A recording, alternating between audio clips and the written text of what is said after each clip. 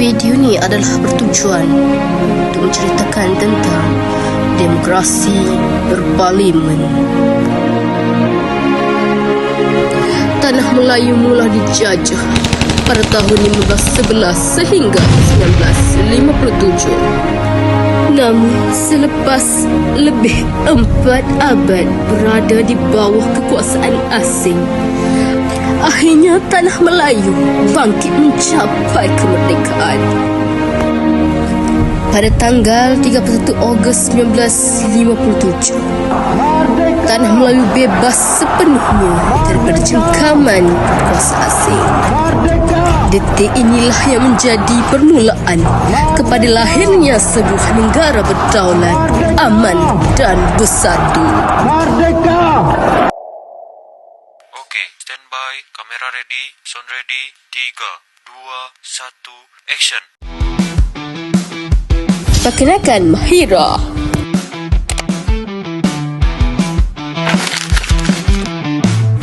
Dan saya Faz.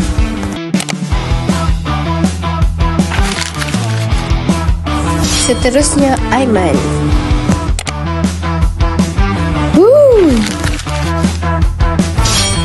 Ini pula Zul. Tak lain tak bukan Cik Manis Ayu Atira. Manis kan? Ini Mazika. Bukan Mahira.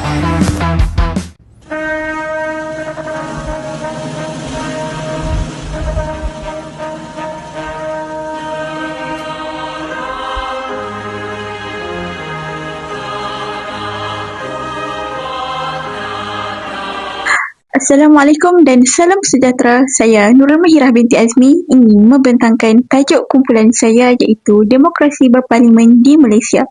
Malaysia merupakan sebuah negara majmuk yang terdiri daripada pelbagai kaum dan budaya. Sejak mencapai kemerdekaan pada tanggal 31 Ogos 1957, Malaysia mengamalkan sistem demokrasi berparlimen bagi tujuan kestabilan politik dan keamanan kepada rakyat. Demokrasi berparlimen bermaksud rakyat diberi kuasa untuk memilih wakil melalui pilihan raya. Parlimen merupakan institusi utama dalam penggubalan undang-undang, membahaskan dasar dan mewakili rakyat. Sistem ini berpaksikan kepada perlembagaan persekutuan serta mengamalkan pemisahan kuasa antara kehakiman, perundangan dan eksekutif. Walaupun dipengaruhi model British, sistem ini disesuaikan dengan realiti Malaysia yang berbilang kaum untuk menjaga keharmonian dan memastikan keputusan negara dibuat secara demokratik. Kajian ini dilaksanakan adalah untuk yang pertama, mengenal pasti konsep dan pelaksanaan sistem demokrasi di Malaysia. Yang kedua, menjelaskan konsep dan proses sistem pilihan raya di Malaysia. Dan yang ketiga, menganalisis cabaran yang dihadapi dalam proses pilihan raya sebagai sebahagian daripada amalan demokrasi negara. Selepas Malaysia mencapai kemerdekaan pada 1957, negara kita membentuk sistem pemerintahan mengikut demokrasi berparlimen dan raja berperlembagaan. Sistem ini tidak muncul secara spontan, tapi berkembang melalui pengalaman panjang sejak zaman Kesultanan Melayu, penjajahan British, Malayan Union, persekutuan Tanah Melayu dan akhirnya membentuk negara kita yang kukuh selepas merdeka. Namun, kini institusi seperti Parlimen, Majlis Mesyuarat Negeri dan kuasa Raja-Raja Melayu menjadi asas penting dalam permintaan negara.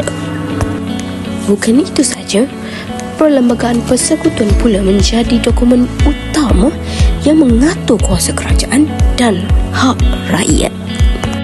Baiklah, secara keseluruhannya, sistem demokrasi berparlimen merupakan hasil perjalanan panjang sejarah, budaya dan politik yang menjadikan negara kita stabil dan terus maju ke hadapan.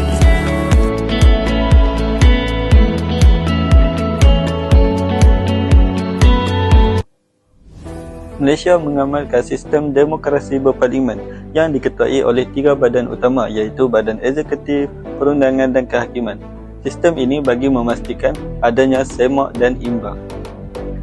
Badan Perundangan terdiri daripada Dewan Rakyat dan Dewan Negara yang memainkan peranan dalam menyemak RUU, membincangkan isu semasa dan menangguhkan RUU. Badan Eksekutif dilaksanakan oleh YDPA, Perdana Menteri, Majlis Raja-Raja, Jemaah Menteri dan Perkhidmatan Awam. Mengikut perkara 43, YDPA akan memilih seorang ahli Dewan Rakyat yang mendapat sokongan majoriti yang akan menjadi Perdana Menteri. Badan Kehakiman bertanggungjawab menafsirkan undang-undang secara bebas. Strukturnya merangkumi Mahkamah Persekutuan, Mahkamah Rayuan dan Mahkamah Tinggi. Bagi pelantikan hakim pula, hakim akan dilantik oleh YDPA atas nasihat Perdana Menteri. Bagi peranan Raja Berperlembagaan pula, YDPA merupakan ketua negara dan bertindak mengikut perlembagaan. Antara fungsi-fungsi YDPA ialah memastikan perlembagaan dipatuhi, menjaga agama Islam, bahasa Melayu dan hak istimewa orang-orang Melayu. Selain itu, YDPA juga menjadi tempat semak dan imbang dalam kerajaan. Agung akan dipilih setiap 5 tahun sekali. Hari ini saya akan membentangkan tentang topik yang mengenai pilihan raya dan penyertaan rakyat dalam sistem demokrasi di Malaysia.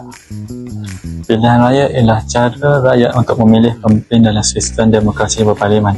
Ia sangat penting kerana untuk menegakkan kuasa politik dalam kalangan rakyat.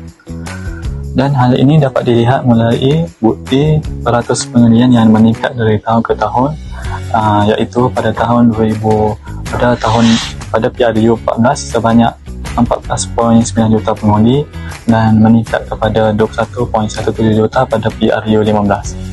Tempoh kempen pula dijadikan sebagai platform kepada manifesto parti. Dahulu, manifesto lebih kepada menekankan kepada kemerdekaan dan sekarang pula lebih menekankan kepada ekonomi, integriti dan kebajikan rakyat. Sejak PRU 1955, pendaftaran pemilih dilakukan untuk memastikan rakyat layak untuk mengundi. Manakala penamaan calon pula, ia merangkumi syarat kelayakan, simbol parti, deposit dan senarai dokumen yang termaktub di dalam Akta Pilihan Raya. Pada hari mengundi, undi rahsia digunakan untuk mengelak ketekanan. Dari segi pengiraan, proses undi pula dilakukan di hadapan calon sebelum keputusan diumumkan. Semua proses ini dipantau oleh Suruhanjaya Pilihan Raya Malaysia untuk memastikan ketulusan dan pelancaran pilihan raya sejak pada tahun 1957. Masuk ke dalam saluran dan berdiri di hadapan KP1. Serahkan kad pengenalan. KP1 akan membuat semakan nama anda dalam daftar pemilih pilihan raya. KP1 akan membuat perbandingan wajah anda dengan kad pengenalan. Tunjukkan kedua-dua belah tangan anda kepada KP1. KP1 akan meneriakkan nombor kad pengenalan dan nama anda. Pastikan nombor kad pengenalan dan nama anda diteriakkan dengan betul. Bergerak ke hadapan KP2. Cuba simpan IC. Celupkan jari telunjuk kiri anda ke dalam botol dakwat pilihan raya. Bergerak ke hadapan KP3. Terima kertas undi daripada KP3 dan bergerak ke meja KTM untuk meletakkan telefon bimbit anda. Letak telefon bimbit anda dalam bekas yang telah disediakan. Bergerak ke peta undi untuk menandakan kertas undi anda. Pilih satu calon sahaja. Tandakan kertas undi anda dengan betul. Lipat semula kertas undi anda dan bergerak ke peti undi. Masukkan kertas undi anda ke dalam peti undi. Ambil semula telefon bimbit anda di meja KTM dan segera tinggalkan saluran. Seterusnya, antara cabaran demokrasi berparlimen di Malaysia, yang pertama adalah ketidakstabilan politik dan lompat parti. Di Malaysia, beberapa siri pertukaran kerajaan berlaku tanpa pilihan raya.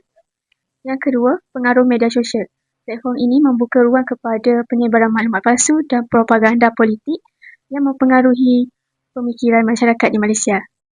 Cabaran yang ketiga, isu integriti dan ketulusan institusi.